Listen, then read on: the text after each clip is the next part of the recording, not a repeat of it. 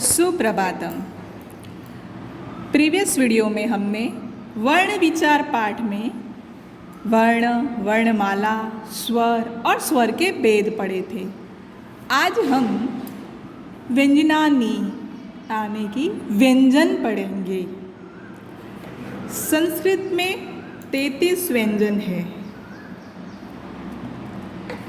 व्यंजनों का उच्चारण स्वरों की सहायता से होता है। व्यंजन उच्चारण में अर्धमात्रा का समय लगता है। जिस व्यंजन में स्वर का योग नहीं होता उसमें हलंत का चिन्ह लगता है। जैसे न, क के नीचे हलंत है। व्यंजन में अलग अलग वर्ण बांटे गए हैं जिसे हम देखेंगे। सर्वप्रथम स्पर्श वर्णाः। स्पर्श वर्णाः संस्कृत में हम पहले 5 वर्ग है, क वर्ग, च वर्ग, ट वर्ग, त वर्ग और प वर्ग। क से लेकर म तक के 25 वर्ण स्पर्श वर्ण में आते हैं। क वर्ग में 5 वर्ण क, ख, ग, ग और अंग। च वर्ग में च, छ, ज, ज, ञ। ट वर्ग में ट, ठ, ड, ढ, न। त वर्ग में त, थ, द, ध, न। प वर्ग में प, फ, ब, भ और म। हर वर्ग में 5 वर्ण है और पांचों वर्ग के 25 वर्ण स्पर्श वर्ण है। इन्हें संस्कृत में स्पृष्ट वर्ण भी कहते हैं। अंतस्थ। अंतस्थ य, र, ल और व 4 वर्ण अंतस्थ व्यंजन कहलाते हैं। ऊष्म श, श, स और ह ये 4 वर्ण ऊष्म व्यंजन कहलाते हैं।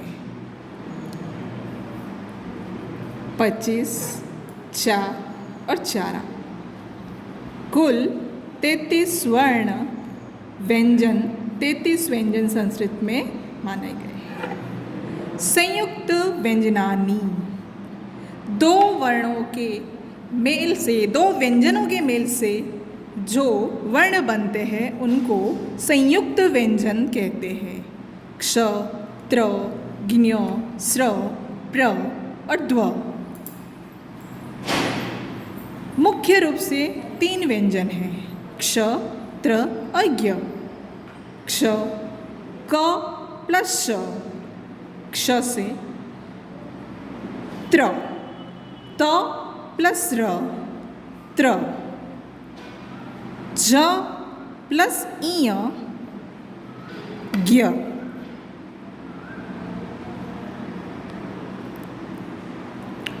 अब हम अयोगवाह को देखेंगे।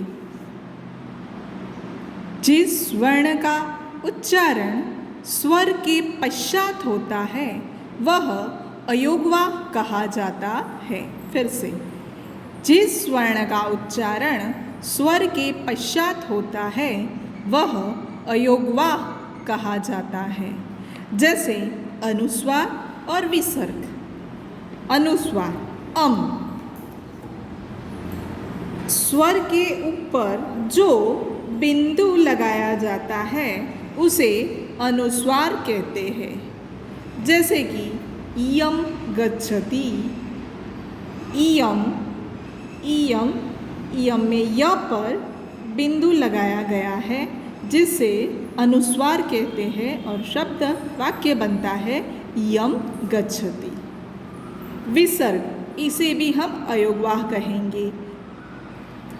स्वर और व्यंजन के बाद आगे आने वाले 2 बिंदुओं को विसर्ग कहा जाता है। उसका उच्चारण ह की तरह होता है। जैसे रामः, हरिः। विसर्ग का उच्चारण स्वर के अनुरूप होता है। जैसे बानु, हु तो उ के, कवि ही तो ई, इसके अनुरूप विसर्ग का उच्चारण होता है। अब हम देखेंगे वर्ण संयोजन। जब वर्णों का मेल होकर एक पद यानी कि शब्द बनता है तब वर्ण संयोजन होता है। जैसे आगे भी हमने देखा था रामः, मोहनः, वो पद देखे थे, वो वर्ण संयोजन ही था।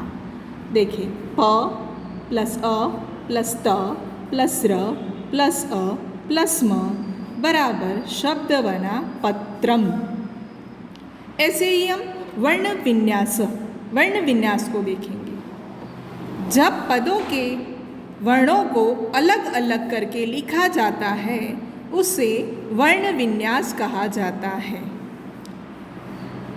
जैसे कि वृक्षात व री, व प्लस री प्लस क प्लस श प्लस आ प्लस त, ये हुआ वर्ण विन्यास।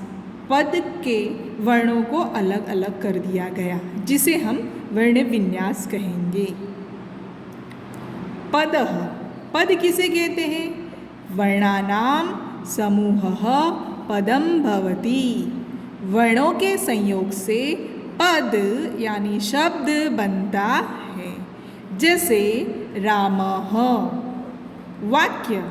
वाक्य किसे कहेंगे? पदानां समूहः एव वाक्यम भवति।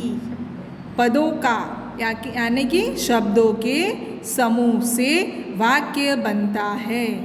जैसे कि रामः लिखति। तो आप सभी को अच्छे से समझ में आया होगा। अब हम अभ्यास देखते हैं। प्रश्न 1 है वर्ण विन्यासम कुरुत। वर्ण विन्यास कीजिए। पहला शब्द है कलमः। तो उत्तर देखें क प्लस अ प्लस ल प्लस अ प्लस म प्लस अ विसर्ग। आप सभी को अन्य पद भी ऐसे ही बनाने हैं, वर्ण विन्यास करना है। वर्ण संयोजनम कुरुत। व प्लस अ प्लस न प्लस अ प्लस म। आपको इसका उत्तर स्वयं लिखना है। आप पद बना के अपने नोटबुक में लिखेंगे। धन्यवाद।